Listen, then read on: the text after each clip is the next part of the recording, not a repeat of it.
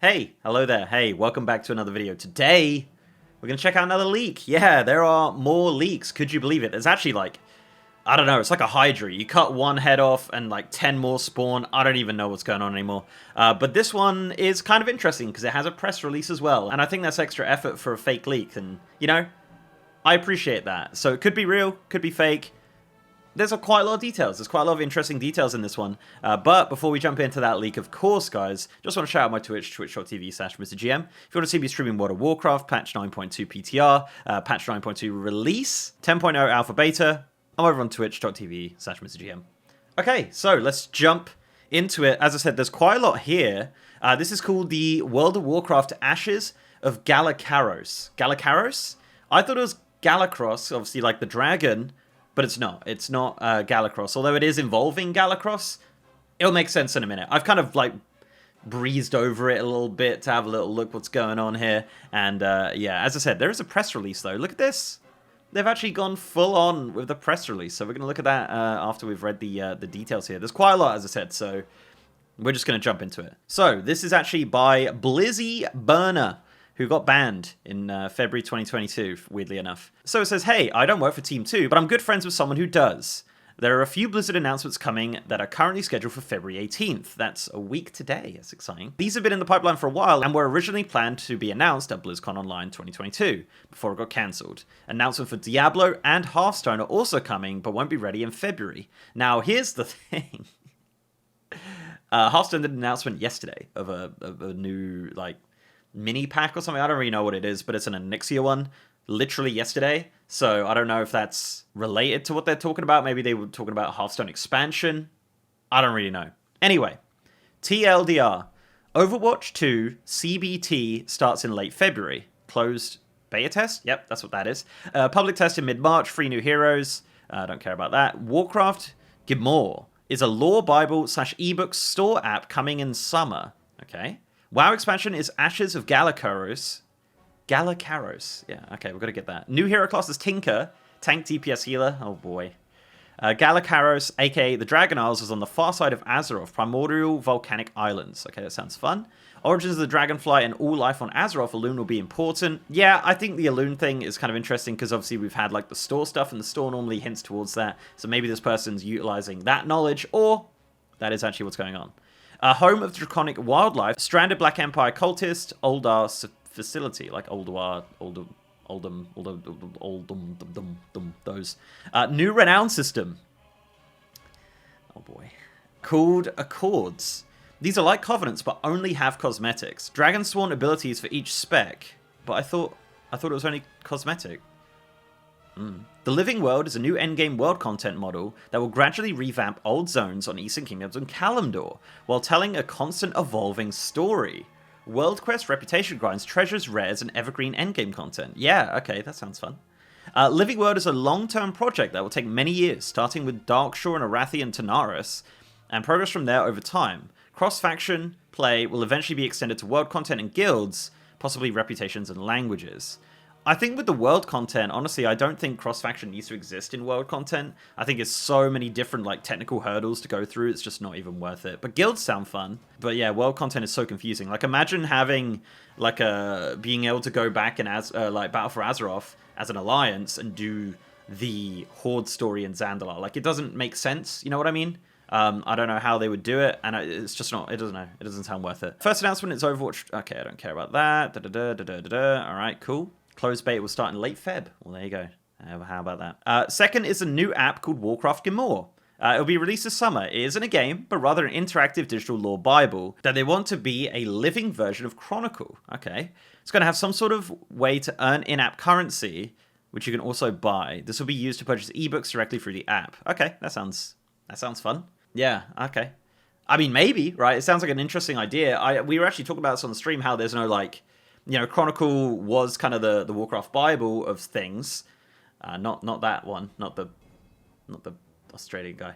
No, Warcraft Bible. So it's like a, yeah, so it's written by the Titans, right? We found out it was written by the Titans, so now we just don't trust it. So now we need something where you can, like, dive into the lore, and it's written by the devs. And it's kind of like just a, you know, this is it. Kind of like WoW Wiki or Wowpedia and stuff, but, like, official. Right, so Here we go. Third is the next WoW expansion, which is called World of Warcraft Ashes of Galakaros. As most have guessed correctly, it's based on the Dragonars concept. It's also going to be deeply tied to Elune and the Realm of Life.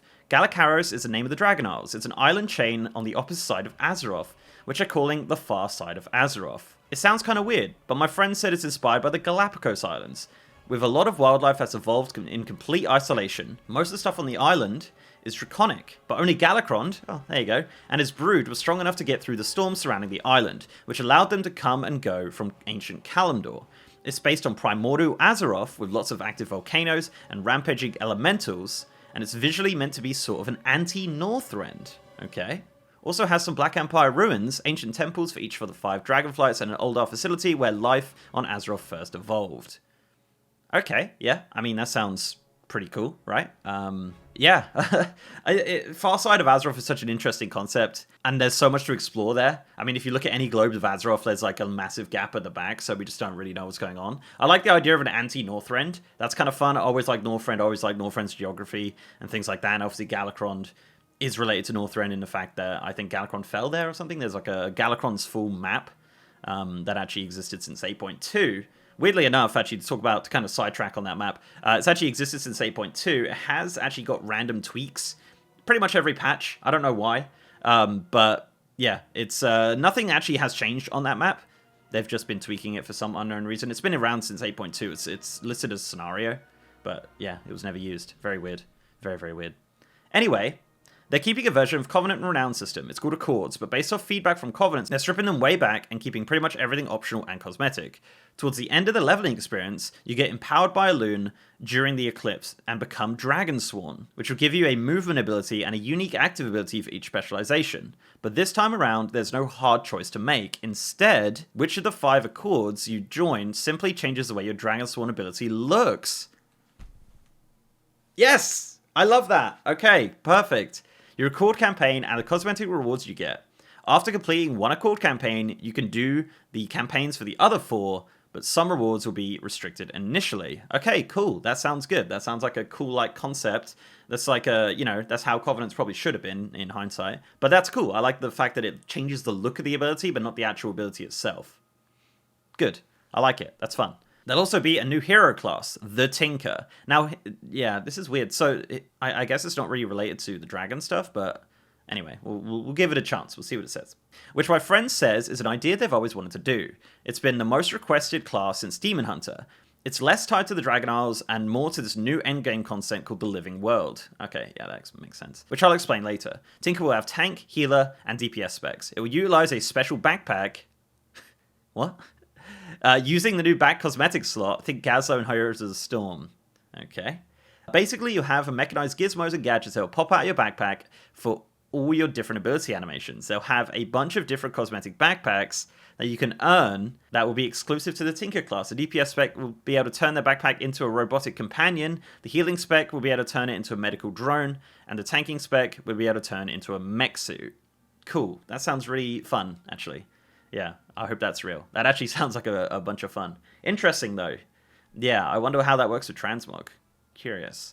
The story is going to involve Galakrond and Elune. It will delve into the connections between the Shadowlands and the Realm of Life, and the origins of life on Azeroth. Patch concepts are still in early development, but one idea they're kicking around is having players travel to the moon, which would actually be an Oldar facility, housing and land masses that used to be where the Well of Eternity is, although with the dead husk of Yasharaj. Okay. The Black Empire cultist stranding on Galakaros. Galakaros? Is that it? Yeah. We'll be trying to revive him. It'll also be deeply connected to Elune and her role of helping the Titans sort out primordial Azeroth. Okay, interesting. So I wonder if, I wonder what, characters are going to be involved in this. It hasn't really mentioned anything specifically apart from Elune and Galakron. Aside from all of that, they're making a big push for something they call the Living World. Now, this is something I'm very curious about, which has actually already started implementing in the live game. This comes from a big list of things that players and developers have been suggesting that keep getting shot down by some of their senior developers until fairly recently. You may have noticed they added weather effects to some of the old zones. That's part of it. I think that's a bit of a reach, but okay. Another part is opening up cross-faction play. They'll eventually want to expand it out to include world content and guilds, possibly ways for players to gain reputation with the opposing faction and learn languages. Okay. Yeah, I don't know about that. The basic idea is that they're going to revamp the old world zones, but as a part of a new persistent open world endgame experience, with world quest reputations, treasures, rares, and tons of stuff to collect. That sounds fun. It'll have its own living campaign called the Azeroth campaign, starting with Darkshore and Arathi Highlands, based on the BFA versions but pushing the story forward. Cool, that's fun. As well as Tanaris. Oh man, I love Tanaris. I guess Tanaris would be, like, if the, obviously, right, if it's real. If this is real, Tanaris would be related to the Tinkers, which would make sense. This is going to run parallel to the plot of the current expansion. New zones will be added to the new world when they complete them, basically replacing the patch island concept they've always done in the past. This is going to be a long-term project, and it's going to span multiple patches and expansions. Zones that aren't yet revamped will be shrouded in fog of war. Wait, what? Zones that aren't yet revamped will be shrouded in the fog of war, but they want to eventually complete the entirety of Eastern Kingdoms and Kalimdor. I kind of like that. Yeah, kind of like a gradual world revamp. That's a lot better than just going, bam, whole world. And it'll probably take a lot less effort and a lot less crunch of getting that done. So yeah, cool. That sounds fun. 3 zones. So they're not going to... Yeah, so the Darkshore and Arathi Highlands are obviously done in BFA, but Tanaris would be pretty cool, right? Add like Gadgetzan from Hearthstone. This is where the new hero class comes in. Tinker isn't really connected to the Dragon Isles, apart from the Bronze Dragonflight's Rust Scale Accord. Is that the Stormount thing? But rather meant to tie in with the Living World concept. They'll start at level 10 in the revamped Gadgetzan. Yes!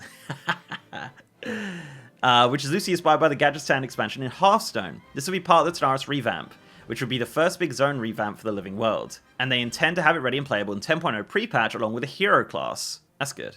Which will also include the revamped Caverns of Time. Yes. Which will be a new central hub for all the Chromie Time stuff, as they want to fully separate the Living World from the Time Walking campaigns. The story for Gadgetzan involves turning the Thousand Needles into a canal, which will connect to the Great Sea and the Veiled Sea, so they won't have to sail around Kalimdor to get to the far side of Azeroth, where Galakaros is. Okay, makes sense. After the Tanaris update, the Azeroth campaign is going to start with an emphasis on Darkshore and Arathi Highlands, and will gradually build up to the Night Elves rebuilding Hyjal and Kalia cleansing the ruins of Lordaeron.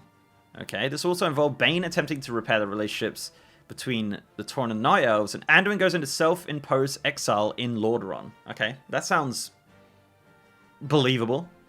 So, yeah, okay, that's, wow, that's a lot, okay. I mean, it sounds alright, actually. Out of all the leaks, this one's actually more believable. I mean, Blizzard have, they have a tendency to redo systems a second time around, but, like, slightly better. So, as you can see with this Covenant and Renown thing called Accords, that sounds very interesting. So, I don't mind it. It actually sounds okay. So, as I said, there is actually also a press release. Which I would imagine, if it is fake, they probably just took an old press release and then just like tweaked it to look like a new one. So let's take a little look at this one. So friends sent me a draft press release, had to edit links. Set out on an adventure on the far side of Azeroth in World of Warcraft, Ashes of Galakaros. Players will set forth upon the shores of Galakaros, the fabled Dragon Isles, and embrace the power of the Dragonsworn to help the Aspects reclaim their ancestral homeland. Construct creative contraptions as the next hero class, the Willy Tinker, while you journey through an ever-changing Azeroth in the living world. Available for pre-purchase on the Blizzard store starting today, with multiple options including multiple entry points and more benefits.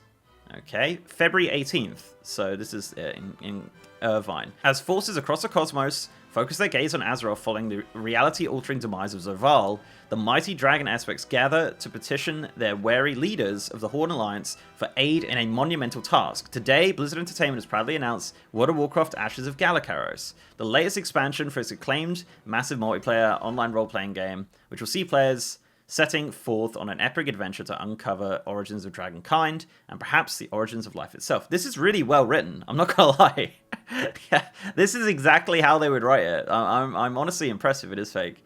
Accompanied by representatives of 5 dragonflights, World of Warcraft players will travel to Galakaros, an archipelago of the volcanic islands located on the far side of Azeroth, the ancestral homeland of dragonkind.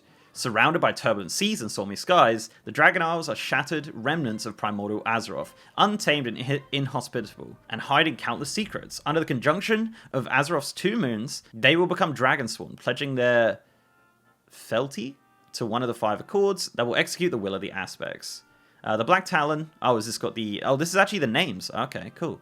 The Black Talon, loyal agents under the direct command of Rathian, son of Deathwing, and heir to the Black Dragonfly. The Azurewing, an ancient brood that's recently offered their wisdom to Galakaros, the new aspect of the Blue Dragonfly. Hopefully he gets a new model. The Ruscale, recently returned watchers that thought lost to time, reporting to Nozdormu, the aspect of the Bronze Dragonfly. The Ruby Maw, fierce guardians of life, personally selected by Alexstrasza, the aspect Dragonfly. And the Vertclaw, dreamers awakened by the death of Ysera to guide her daughter Merithila, heir to the Green Dragonfly. Okay. Whip talking points. Okay, so this is all just like... That's a bit... Okay, so this is... Yeah, maybe they just didn't want to write that bit. More information, visit their website. Assets available at World of Warcraft. And then just like a bunch of spiel. Okay, cool. This one, honestly, I've done a few of these now, and they've been super fun. But this one, I gotta say, is actually more believable than most, to be fair. The details are very, very specific. The press release actually looks really great. And again, if this is fake, then hats off to them for the extreme detail that they went into on a lot of this. I kind of like it, and I like the sound of it, actually, to be honest. It sounds very interesting. So, yeah, there you go. Ashes of Galakaros. I've probably been mispronouncing it the entire video, but that's okay. That's okay. I guess we'll find out on February 18th, 1 week from today. I guess crazier things have happened. Crazier things have happened. So, guys, let me know down below what you think of Ashes of Galakaros. Is it real? Is it fake? Does it sound good? Let me know down below. I'd love to hear your thoughts. But yeah, before I go, guys, I'd like to give a massive shout out to my amazing patrons, YouTube channel members, and Twitch subs. You guys are amazing. And if you'd like to support the channel in any of those ways, links are down below. So leave a like on this video if you haven't already, and subscribe if you haven't. That'd be very much appreciated. Also, I have a partner Discord channel. And of course, as I said, I am now streaming on twitch.tv/MrGem. If you want to see me streaming World of Warcraft, patch 9.2, 10.0, Ashes of Galakaros, Alpha and Beta. Guys, I'm on twitch.tv/MrGem. And with that, guys, I'll see you next time.